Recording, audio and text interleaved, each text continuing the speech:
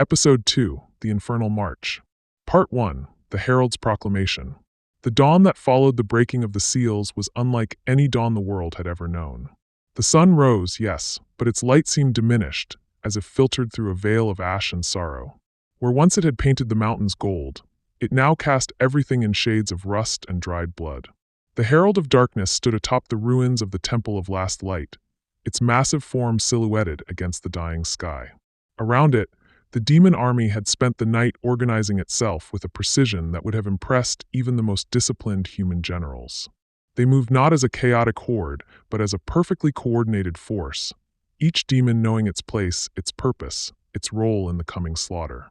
Father Aurelius, hidden among the ruins of the temple's library, watched and documented everything. His hands shook as he wrote, but he forced himself to continue. Someone had to bear witness. Someone had to warn the world of exactly what was coming. The herald raised its staff, and silence fell across the assembled legions. When it spoke, its voice carried for miles, ensuring that any stragglers still hiding in the mountains would hear its words. Soldiers of the eternal night, children of the void, inheritors of the final victory. The herald's voice was like an avalanche given tongue. For 7 times 7 centuries, we have waited in the burning cold of our prison. For 7 times 7 centuries, we have sharpened our claws on the bones of the damned. Now, at last, the seals are broken. Now, at last, we march. The demon army roared its approval, a sound that caused avalanches on distant peaks and sent what few birds remained fleeing south. The Dark Lord has decreed the order of conquest. First, we take the mountain villages, these are already ours. Then, we descend upon the valley towns. The city of Astoria will burn by week's end. The kingdoms will fall one by one, like wheat before the scythe. It paused, its burning eyes scanning the ranks. But remember, we do not simply destroy. We demonstrate. We do not merely kill. We horrify. Each death must be a message. Each burning building must be a promise. We are not just ending their lives. We are ending their hope. The army's response shook the ground. Legio, Tenebri, Infernus, Adernam. Part 2, The Methodical Descent. The demon army began its march with terrifying order. They moved in perfect formations, squares of infantry, wedges of cavalry mounted on creatures that might once have been horses, but were now something far worse. Above them flew the aerial divisions, bat-winged horrors that blotted out sections of the weak sunlight.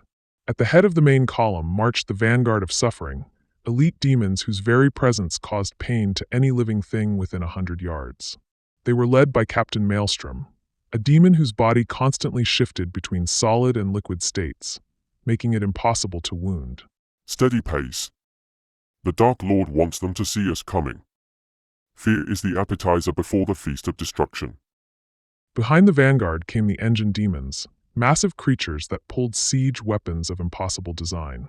These were not mere catapults or trebuchets, but devices that could hurl not just stones but screaming souls, that could breach not just walls but the very will to resist. Father Aurelius followed at a distance, using paths known only to the temple's priests. He had to warn Thornhaven, though he knew it was likely too late.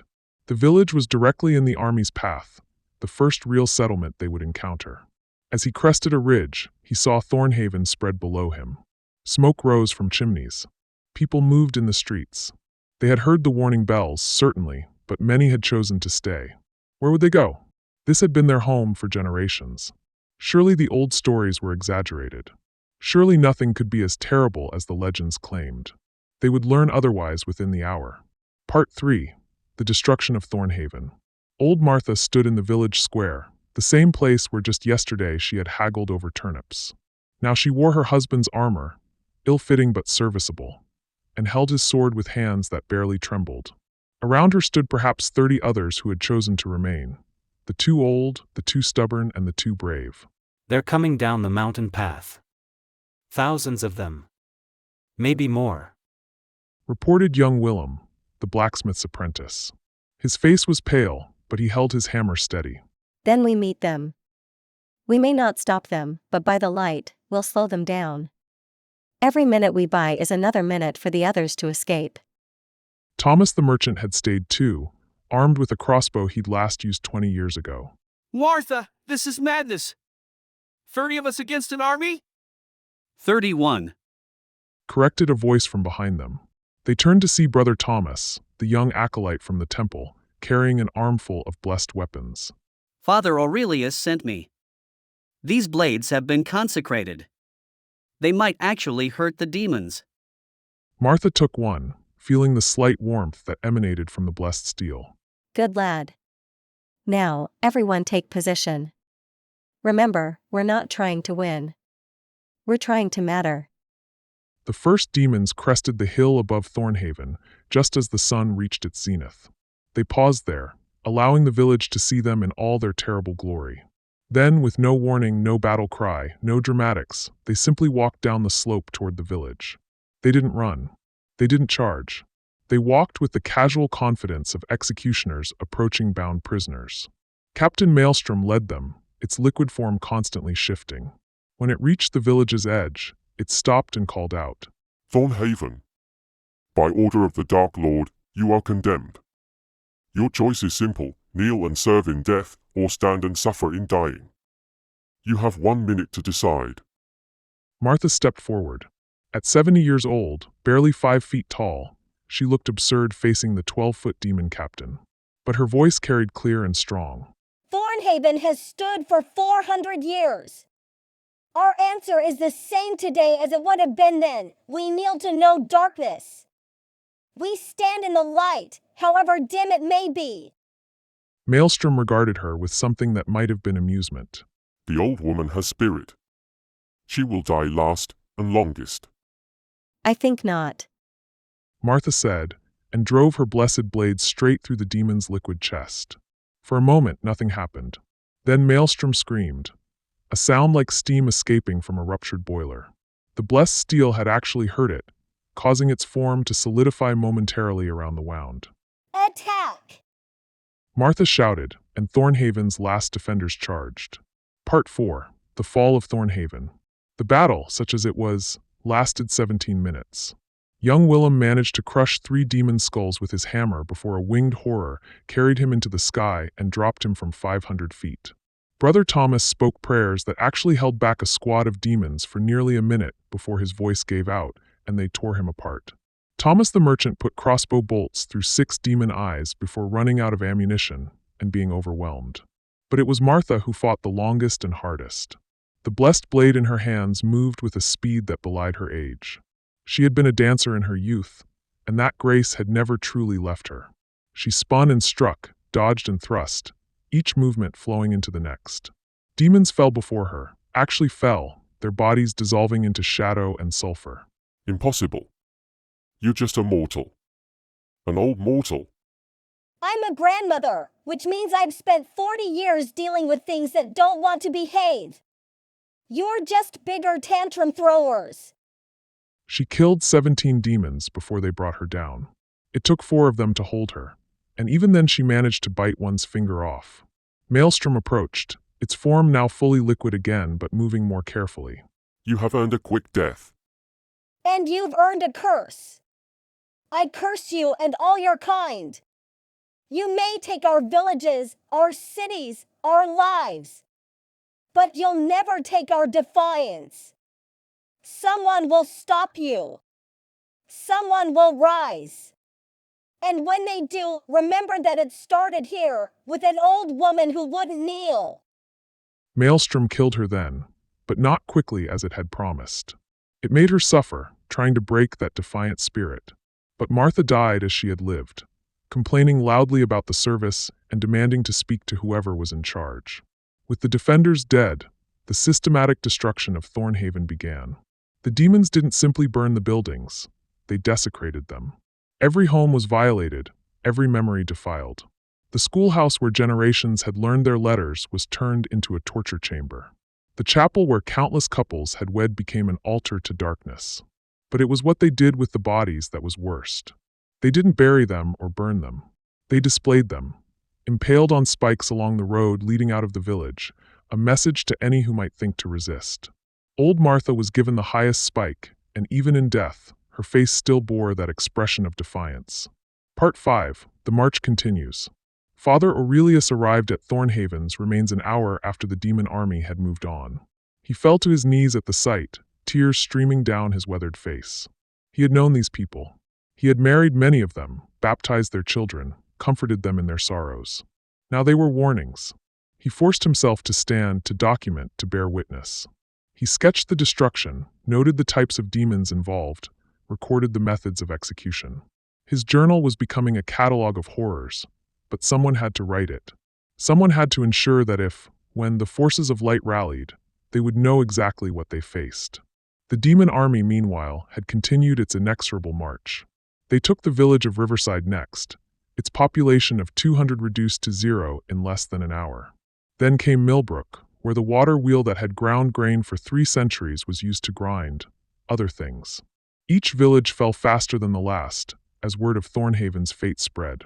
Most inhabitants fled before the demons arrived, becoming rivers of refugees flowing down toward the valleys and cities. But fleeing brought its own horrors. The demon cavalry delighted in hunting stragglers, playing with them like cats with mice before the inevitable end. The Herald of Darkness supervised it all from its position at the army's center.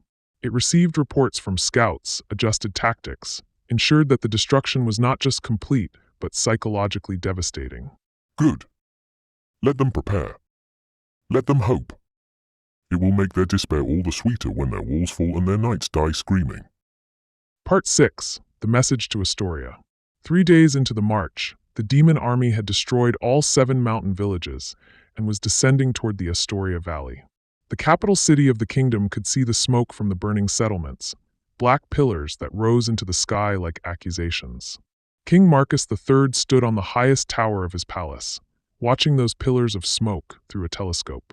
Beside him stood his war council, General Aldrich, a veteran of 30 campaigns, Archbishop Benedict, leader of the Church of Light, and Magister Corwin, the court's most powerful wizard. How many? Our scouts report at least 10,000, but the numbers keep growing. And these aren't normal enemies, Your Majesty. They're demons. Our steel barely scratches them. The blessed weapons from the temples? We have perhaps 100 such blades in the entire kingdom, against 10,000. The king closed his eyes. He was 45 years old, had ruled for 20 years, and had never faced a crisis like this. Send riders to the other kingdoms. To the elven forests of Silvermere. To the dwarven halls of Ironhold. Tell them the ancient evil has returned. Tell them we need the last alliance reformed. My lord, the old alliances were broken centuries ago. The elves withdrew to their forests. The dwarves sealed their halls. They may not answer. They'll answer, or we'll all fall separately. Magister Corwin, what of magical defenses? I've been reinforcing the city's ward stones, but they were designed to repel human armies, not demons. I can perhaps strengthen them enough to slow the enemy, but not stop them. A commotion at the tower's entrance interrupted them. A guard entered, supporting a figure so covered in dirt and blood it was barely recognizable as human. It was Father Aurelius. Your Majesty, I bring word from the mountains. I've seen the enemy. I've documented their numbers, their tactics, their weaknesses. Weaknesses? Few, but they exist. The blessed weapons do hurt them. They're overconfident, which can be exploited. And their leader, the Herald of Darkness, it mentioned that the Dark Lord himself remains at the gates, building something. The army we face is just the first wave. The first wave? 10,000 demons is the first wave? I'm afraid so, Your Majesty. And they'll be here within 2 days. The War Council exchanged grim looks. 2 days to prepare for an enemy that had already destroyed 7 fortified villages without slowing down. 2 days to mount a defense against creatures from humanity's darkest nightmares. Then we have work to do. General, mobilize everyone. Every soldier, every militiaman, every citizen who can hold a weapon. Archbishop, consecrate every piece of metal in the city. Magister, prepare whatever spells you have. Father Aurelius, rest, then tell us everything you know. As the council dispersed to their desperate preparations, the king remained on the tower, watching those pillars of smoke. In the distance, if he strained his eyes, he could just make out movement on the mountain roads. Dark shapes flowing like oil down the slopes. The infernal march was coming to Astoria. Epilogue, the night before. On the last night before the demon army reached Astoria's walls, strange things happened throughout the city. Children reported nightmares where shadows had voices. Dogs howled in unison at midnight. The cathedral's bells rang 13 times, though no one was in the bell tower. And every piece of glass in the city reflected not what was before it, but scenes of destruction and despair. In his command tent, now pitched just outside Astoria's walls, the Herald of Darkness met with its commanders. Tomorrow, we take the capital. Captain Maelstrom, your forces will assault the main gate. It will be done. Commander Hellscream, your flyers will attack from above. Target their archers and wizards first. With pleasure. General Bonecrusher, your siege engines will focus on the walls. I want 3 breaches by midday. Consider it done. The herald stood, its form seeming to grow larger in the firelight. Remember, this is not just a conquest. This is a statement. When Astoria falls, the other kingdoms will understand that resistance is futile. We are not just defeating them. We are erasing hope itself. Outside the tent, the demon army settled in for the night. They didn't sleep. Demons never slept, but they waited with the patience of predators.